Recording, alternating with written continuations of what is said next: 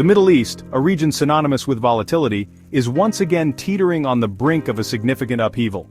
The catalyst for this latest wave of uncertainty is Israel's recent cancellation of the 1974 disengagement agreement with Syria, a move that has sent ripples across the geopolitical landscape. This agreement, a relic of a bygone era, has been a cornerstone of fragile peace for nearly half a century, maintaining a delicate balance in a region fraught with tension. Its demise, precipitated by the reported flight of Syrian President Bashar al-Assad, has sent shockwaves through the international community, raising alarms and concerns about the future stability of the region. The situation is fluid, with conflicting reports emerging from Damascus and beyond, adding to the confusion and uncertainty that already pervades the area. The fate of Assad, a figure who has dominated Syrian politics for decades, remains shrouded in mystery, leaving many to speculate about the power vacuum his absence might create. What is clear, however, is that Israel's actions represent a seismic shift in the region's geopolitical landscape, potentially altering alliances and enmities that have been in place for years. The cancellation of the agreement, coupled with a significant incursion into Syrian territory, raises profound questions about the future of the Golan Heights and the wider Levant, areas that have long been points of contention. This essay seeks to provide a comprehensive overview of this rapidly evolving situation, offering insights and analysis to help understand the complexities at play. We will delve into the historical context of the 1974 agreement, examining its origins, significance, and the role it has played in maintaining a tenuous peace. We will explore the strategic importance of the Golan Heights, a region coveted by both Israel and Syria for its military and economic value, and we will analyze the potential consequences of Israel's actions both in the short and long term, considering the broader implications for regional and global stability. The stakes could not be higher, as the decisions made in the coming days and weeks could shape the future of the Middle East for years to come. The Middle East is a tinderbox, and even the smallest spark has the potential to ignite a conflagration, leading to widespread conflict and suffering. The international community must tread carefully, urging restraint and seeking a peaceful resolution to this latest crisis to prevent further escalation.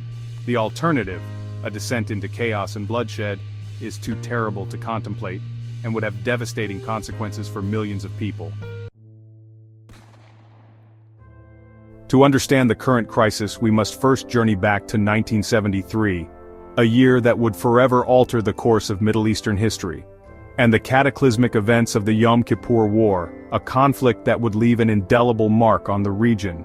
This conflict, which pitted Israel against a coalition of Arab states led by Egypt and Syria, shattered the illusion of peace that had settled over the region since the Six-Day War of 1967. The stakes were high, and the consequences would be far-reaching. On October 6, 1973, as Jews worldwide observed Yom Kippur, the holiest day in the Jewish calendar, Egyptian and Syrian forces launched a surprise attack on Israeli positions in the Sinai Peninsula and the Golan Heights. The timing was chosen to exploit the element of surprise and maximize the impact. The assault, meticulously planned and executed, caught Israel off guard. The initial shock and confusion among the Israeli forces were palpable. The war raged for 3 weeks, leaving a trail of death and destruction in its wake. Cities were devastated, and the human cost was staggering. Thousands of soldiers perished on both sides, and the conflict had a profound impact on the political and social fabric of the Middle East. The war's legacy would be felt for generations. Though Israel ultimately emerged victorious, the war shattered its aura of invincibility and left deep scars on the national psyche. The sense of vulnerability was a new and unsettling reality for many Israelis. In the aftermath of the war, there was a growing recognition that a new approach was needed. The old ways of thinking were no longer sufficient to address the complex realities of the region. The old paradigms of confrontation and mistrust had failed, leading to bloodshed and instability. A new path had to be forged, one that could bring lasting peace and security. It was against this backdrop of trauma and uncertainty that the international community embarked on a delicate diplomatic dance, seeking to broker a lasting peace between Israel and its Arab neighbors. The road ahead would be long and fraught with challenges, but the hope for a better future remained a powerful motivator. Out of the ashes of the Yom Kippur War emerged a glimmer of hope, a fragile yet significant beacon of possibility. the 1974 Disengagement Agreement between Israel and Syria, a document that sought to bring a semblance of order to a chaotic region. This landmark agreement, brokered by the United Nations, aimed to disentangle the two warring nations and prevent a slide back into full-blown conflict. It was a diplomatic effort that required immense patience and negotiation. At the heart of the agreement lay the establishment of a demilitarized zone along the Golan Heights, a region that had seen intense fighting and bloodshed. This buffer zone, patrolled by a UN peacekeeping force, served as a physical and symbolic barrier between the two armies. The presence of international forces was meant to ensure that neither side would violate the terms of the agreement. The agreement also imposed strict limitations on the number of troops and military equipment each side could deploy in the vicinity of the border. These restrictions were crucial in maintaining a delicate balance of power. The signing of the agreement was a watershed moment, a rare instance of cooperation in a region often defined by its divisions. It marked the first time since the 1948 Arab-Israeli War that Israel and Syria had engaged in direct negotiations, a significant step towards potential reconciliation. The agreement, though imperfect, offered a ray of hope in a region riven by conflict. It was a tentative step towards peace, a fragile yet vital attempt to break the cycle of violence. For Israel, the agreement provided a much-needed respite from the cycle of war and instability. It allowed the nation to focus on healing and rebuilding, to take a breath and look towards the future with cautious optimism.